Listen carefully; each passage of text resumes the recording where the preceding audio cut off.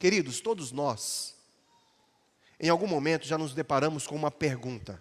Não sei você, mas quando eu era criança, quando eu comecei a entender alguma coisa sobre Deus e sobre religião, eu perguntava assim para os meus pais. Eu dizia assim: pai, eu sou seu filho, né? Ele dizia assim: sim, lógico, filho, sou seu pai.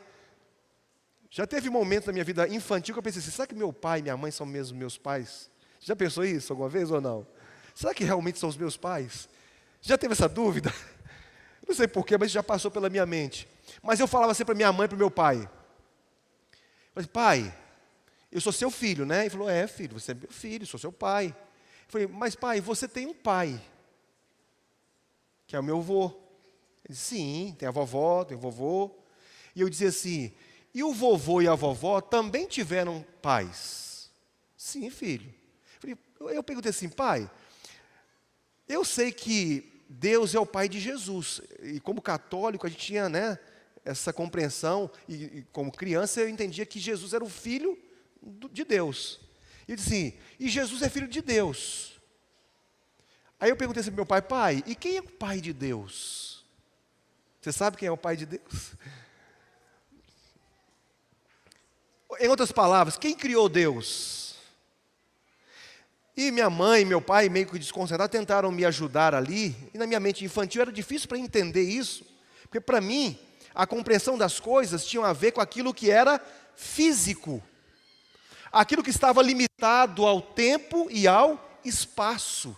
Isso para mim era claro de compreender. Mas o que estava além dos meus limites, eu não conseguia compreender.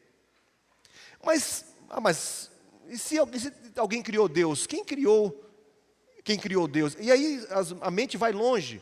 Mas, queridos, a lógica alimenta a nossa fé. Tudo o que observamos ao nosso redor é prova da existência de uma primeira causa. Por exemplo, quem criou o relógio? Já parou para pensar nisso? Quem criou o relógio?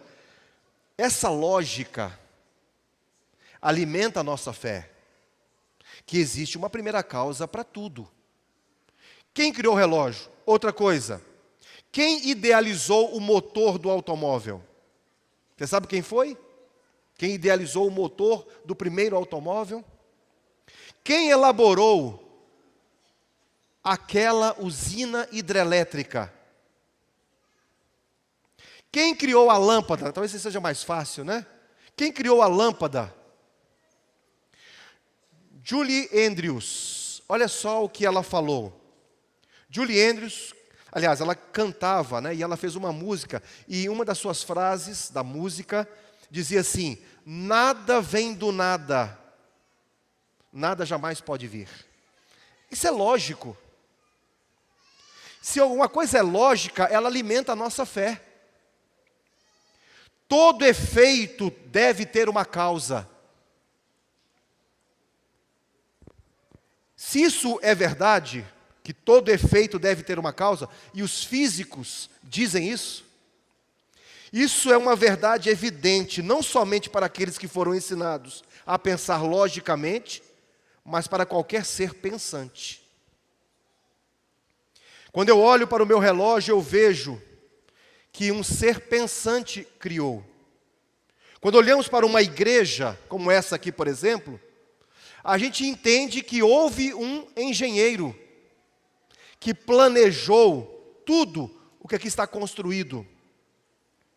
A fé só se alimenta da lógica.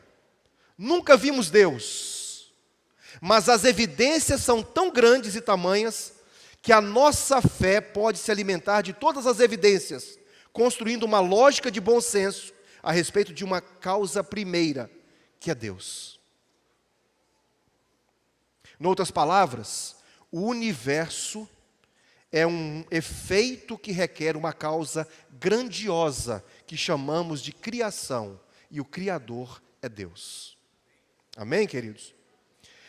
Nem a teoria do Big Bang, ou a teoria do universo oscilante, ou ainda a teoria do universo paralelo, ou estático, melhor dizendo, conseguiriam se desvencilhar da necessidade de uma causa fundamental.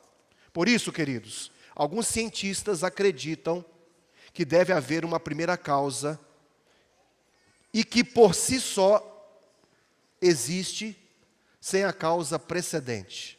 Os cientistas já entenderam que em tudo tem que haver uma primeira causa.